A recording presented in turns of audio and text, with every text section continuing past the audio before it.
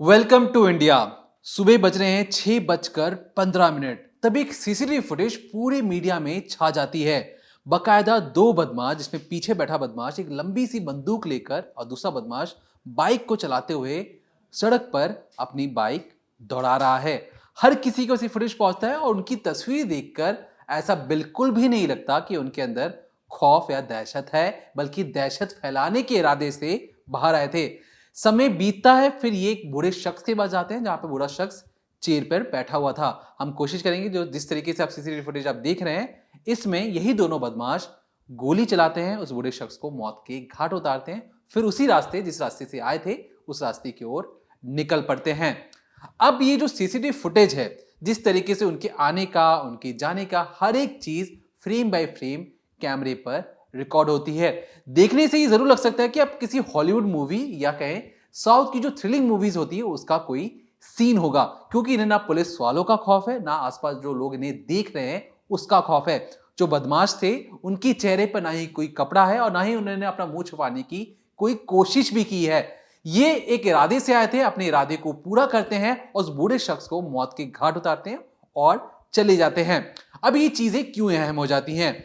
दरअसल इस decoding crime में, जो आज हम डिकोडिंग क्राइम में आपको बताएंगे, कैसे जो राज्य के मुख्यमंत्री हैं उनकी गृह क्षेत्र में दो बदमाश सरेआम सुबह आते हैं और दनादन फायर करते हुए निकल जाते हैं। कौन है बदमाश, इसके बारे में बताएंगे। जिस शख्स पे इन्होंने गोली चलाई वो शख्स कौन है, क्यों दोनों बदमाशों को आना पड़ा, बिना किसी डर या खौफ के साए में आके गोली मारकर निकल जाते हैं, हर एक चीज बताएंगे। अब सोचने की बात यह है कि हमारे देश में चुनाव का बिगुल फूका जा चुका है, आचार संहिता भी लग चुका है। आचार संहिता में कहा जाता है कि जिस किसी के पास लाइसेंस वाली हथियार है वो बगल के पुलिस थाने में जाके जमा करवा दें, ताकि जब तक चुनाव पूरा ना हो जाए, चुनाव शांतिपूर्वक हो, इसलिए ये सारी प्रक्रियाएं करवाई जाती हैं। अब पुलिस पे भी सवाल उठ रहा है कि जब आचार संहिता लग चुका है तो इन बदमाशों के पास हथियार कहां से आया और इनके अंदर पुलिस का कोई खौफ क्यों नहीं है।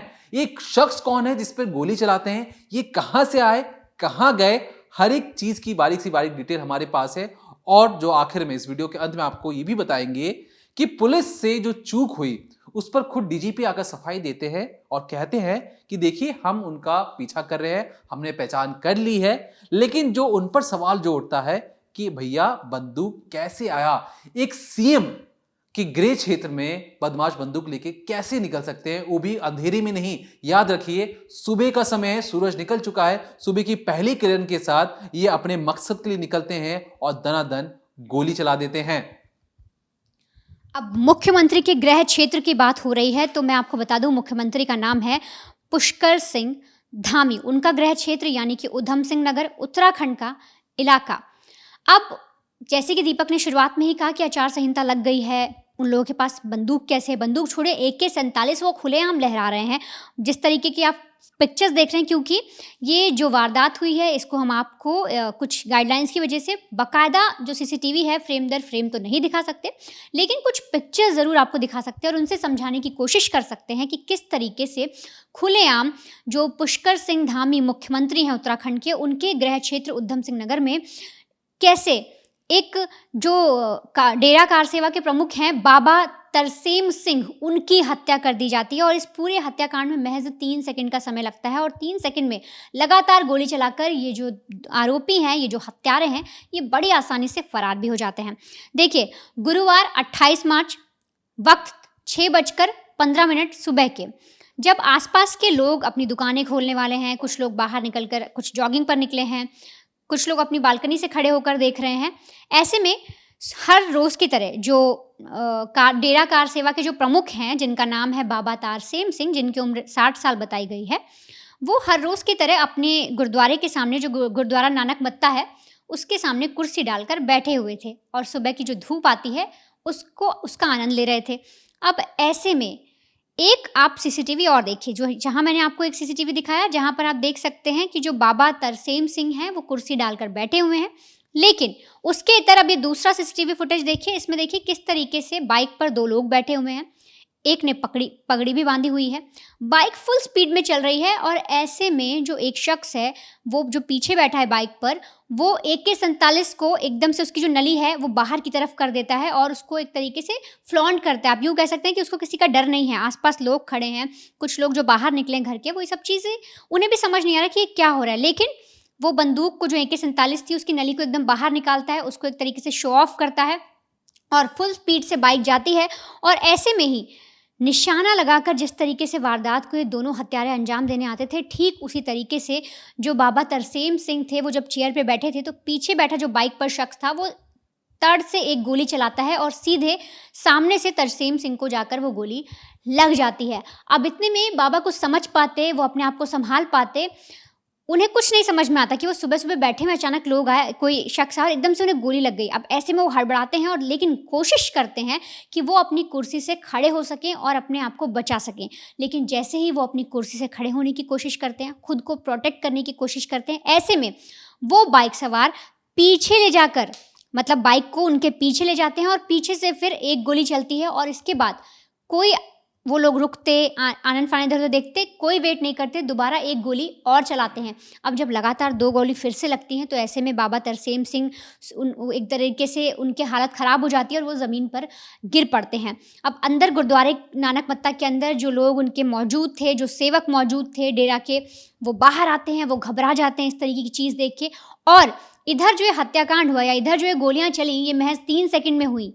पहले एक गोली चली और उतने में जितने में तरसेम सिंह को कुछ समझ आता, उतनी ही देर में 2 गोली और चल जाती हैं। 3 सेकंड के अंदर जो आरोपी हैं वो गोलियां चलाते हैं और फिर फरार हो जाते हैं। अब ऐसे में जो डेरा के सेवक थे वो बाहर आते हैं, वो देखते हैं कि जो बाबा तरसेम सिंह हैं वो लथपथ पड़े हुए हैं, खून इधर-उधर फैला हुआ है, उन्हें कुछ समझ नहीं आता। वो फटाफट उन्हें उठाते हैं और उन्हें खटीमा अस्पताल ले जाया जाता है। वहाँ ले जाने के बाद डॉक्टर चेक करते हैं तो बता दिया जाता है कि अब तरसेम सिंह इस दुनिया में नहीं रहे, उनकी मृत्यु हो गई है और डॉक्टर्स उन्हें बचा नहीं पाए। अब ये सब बात जैसे ही सामने आती है तो पूरे उत्तराखंड में एक तरीके से दुख का माहौल हो जाता है, हर किसी को सदमा लगता है। ऐसा इसलिए क्योंकि जो तरसेम सिंह हैं, उनका नाम हमेशा इस चीज़ के लिए सामने आया क्योंकि उन्होंने समाज के उत्थान के लिए बहुत काम किया। ये बताया जाता है कि तरसेम सिंह नानक मत्ता जो गुरुद्वारा है उसके उत्थान के लिए बहुत काम करते थे, समाज के उत्थान के लिए काम करते थे। वो एक तरीके से गुरुद्वारे में भले वो वहाँ के प्रमुख थे, लेकिन अभी भी एक सेवक की तरह वहाँ पर लोगों की सेवा कर रहे थे, नानक साहब की सेवा कर रहे थे। और तो और उनके जिस तरह से वो काम कर रहे थे उसकी जो पहुँच थी, या यूँ कहें कि जो उसका एक तरीके से डंका बज रहा था वो दिल्ली तक बज रहा था। और इतना ही नहीं, जो मुख्यमंत्री पुष्कर सिंह धामी हैं वो खुद उनसे मिलने गए थे गुरुद्वारे में, उनसे मुलाकात की थी उन्होंने। और जब इस तरीके के शख्स पर इस दिन दहाड़े ऐसे गोलियाँ चलवा दी गई गृह क्षेत्र में मुख्यमंत्री के, उसके अलावा पुलिस वाले बोल रहे हैं आचार संहिता है, हम हर चीज़ की पड़ताल करेंगे, जब उन्हें चप्पे चप्पे पर नज़र रखनी चाहिए, हर किसी की तलाशी लेनी चाहिए, उसमें इस तरीके की एक वारदात हो जाना कि 2 लोग बड़े आराम से बाइक पर AK-47 लहरा रहे हैं और जाकर एक शख्स को मौत के घाट उतार देते हैं, यह अपने आप में सवाल खड़ा करता है। लेकिन अब ऐसे में पुलिस पर तो सवाल बनता है, लेकिन एक पोस्ट भी है जो हर किसी के दिमाग में एक शंका डाल रही है कि क्या इस वजह से जो बाबा तरसेम सिंह है उनकी हत्या की गई। अब आप वो भी समझिए कि आखिर वो पोस्ट क्या है। इसमें एक और दूसरे शख्स का नाम आ रहा है गुरुद्वारे की ही, क्या उसका इसमें कुछ मकसद है, क्या उसने तरसेम सिंह की हत्या करवाई है, या फिर पुलिस से बहुत बड़ी चूक हो गई है, ये वारदात किसी और ने ही अंजाम दी है। दरअसल देखिए, पुलिस की हालत तो पहले से ही खराब है क्योंकि एक गृह मंत्री के गृह क्षेत्र में, माफ़ कीजिएगा, मुख्यमंत्री के गृह क्षेत्र में ही इतने बड़े कत्ल को अंजाम दिया जाता है और जिस तरीके से अंजाम दिया जाता है वो ज़्यादा खौफ पैदा करता है क्योंकि जो बदमाश हैं वो एक 60 साल की बुजुर्ग की हत्या कर देते हैं और बिल्कुल भी उनके चेहरे पर कुछ नहीं था। अब ये चीज़ बदमाश बेखौफ तरीके से आई, लेकिन पुलिस अब तमाम जितने भी सीसीटीवी फुटेज थे उन सब की फुटेज निकाल रही है और उनका कहना है, पुलिस का कहना है कि फिलहाल के लिए चेहरा पहचान पाना उनके लिए बिल्कुल भी मुश्किल नहीं है। लेकिन जो हमारे पास तस्वीरें आई हैं, जो हमने भी समझना चाहा कि ये जो तस्वीरें हैं ये कौन लोग हैं, कैसे दिखते हैं। तो देखिए, जब हमने इसको बहुत ही क्लोज से मॉनिटर किया तो हमें समझ में आया कि दोनों ने पगड़ी तो पहनी हुई है, तो ये दोनों ही सिख नजर आए पहली नजर में। दूसरा, इनकी बैग, जो पीछे वाला शख्स बैठा है इसने नीले रंग का बैग पहना हुआ है जो हथियार लेकर बैठा हुआ है। और शायद जिस तरीके से ये लोग फायरिंग करने जाते हैं या बेखौफ अंदाज में जाते हैं, ये पहले से ही रेकी कर चुके थे उस पूरे इलाके का। यहां तक कि जो तरसेम सिंह हैं, वो सुबह उनका रूटीन क्या है इसके बारे में ही भी उनको पुख्ता जानकारी थी। बिल्कुल उसी वक्त जब वो चेयर पर अकेले बैठकर सुस्ता रहे थे सुबह के वक्त में, तभी आकर गोली मारना ये अपने आप में बहुत बड़ा सवाल खड़ा करता है। लेकिन इससे साफ जाहिर होता है, पुलिस का कहना है कि वो ये चीज समझ चुके हैं कि हो सकता है ये आसपास रहते हों। और जब हाल ही में जो हमारे पास अपडेट आई है उसमें ये भी है कि वो वहीं पर जो डेरा था उसके आसपास ही उन्होंने किराए पर मकान लिया हुआ था और ये वहां पर मौजूद होकर कई दिनों से वहां की रेकी कर रहे थे। अब रेकी करने के बाद जहां से अब जिस मकान में रुके थे वहां से इनका नाम पता सब कुछ ले लिया गया है। लेकिन जो ताजा जो अपडेट है उसमें यह है कि वो फिलहाल के लिए पंजाब के तरन तारण में शायद उनका ताल्लुक पता लगा है और पुलिस वहां तक दबिश देने की कोशिश कर रही है। पुलिस का कहना है देखिए भैया हमने तो चेहरा पहचान लिया है, उनका नाम और पता भी पता लग गया है, जल्दी हम उन्हें गिरफ्तार कर सारी चीजें बता देंगे। अब जिस तरीके से जो बेखौफ अंदाज में तो आ गए, लेकिन जो पर्दे की पीछे की कहानी क्या है, इनका मास्टरमाइंड कौन है, कौन इन्हें कठपुतली की तरह नचाकर गोली मरवा रहा था, उसके बारे में भी पुलिस समझना चाहती है। क्योंकि देखिए कातिलों तक पहुंचना आसान है, लेकिन जो कातिल कौन है या कत्ल कौन करवा रहा है ये जानना बेहद जरूरी है। तो जब हम इसके बारे में पड़ताल कर रहे थे तो हमें कुछ जानकारी मिली। दरअसल हमें एक फेसबुक पोस्ट के बारे में जानकारी मिली जिसमें जो तरसेम सिंह है वो जो हरबंस सिंह चुंग है, जो नाना मक्ता साहिब के अध्यक्ष भी हैं, उनके साथ कुछ विवाद चल रहा था। मैं आपको थोड़ा सा बताने की कोशिश करूंगा जो उन्होंने अपने पोस्ट में खास तौर पर क्या लिखा था, क्योंकि ये जानना बहुत जरूरी है। और जो उन्होंने पोस्ट पर जो चीजें बताई हैं, दरअसल ये जो आप देखिए आज डेट क्या है, आज 28 फरवरी के माफ कीजिएगा 28 मार्च 2024 में गोलीबारी हुई। जो उनका फेसबुक पोस्ट था वो 16 फरवरी को ये डाला गया था। उस पोस्ट को जब हम पड़ताल कर रहे थे तो हमें पता लगा कि जो तरसेम सिंह ने पोस्ट पे क्या लिखा, ध्यान से सुनिएगा।